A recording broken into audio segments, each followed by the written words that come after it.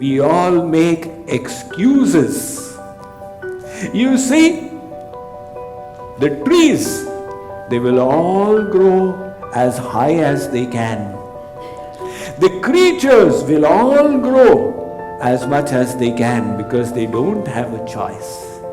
The only people who don't grow as much as they can are the humans because they have a choice. And utilizing that choice, they create the loser's limp. Now that loser's limp has to be weeded out from inside like a pile of garbage. You keep your house clean. Do you take your garbage can and dump it into your drawing room? Of course not. Then why do you dump garbage into your head? Once, during the time of the communist bloc, when Europe was divided into the Eastern Bloc and the Western Bloc, one was democratic, one was communist. Germany was also divided into two parts. And there was a wall that ran through Berlin, the Great Wall of Berlin. Once the East Germans, to spite the West Germans, they gathered the most filthy garbage into garbage cans and threw a couple of them over the wall. When the West Germans saw this garbage coming from the East Germans, they were extremely annoyed. How dare they? We will outdo them.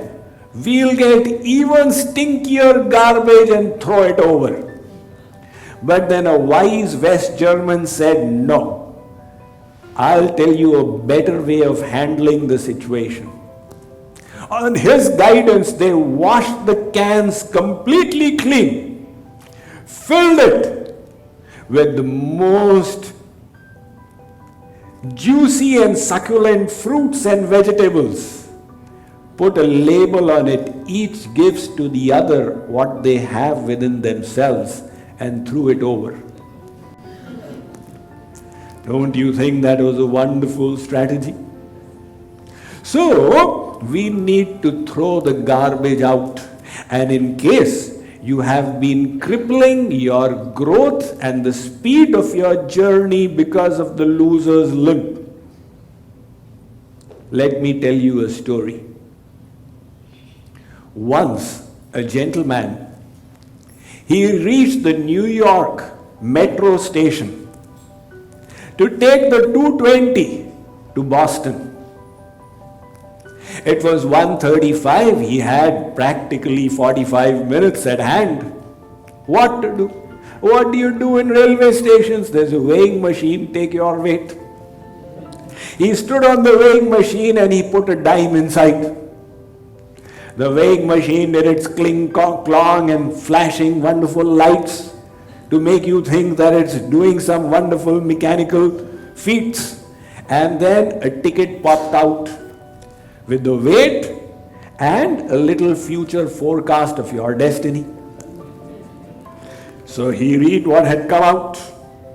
The ticket said, your name is Ramesh Srivastav. Your weight is 153 pounds and you are waiting for the 220 to Boston. He said, I can't believe, what in the world is this?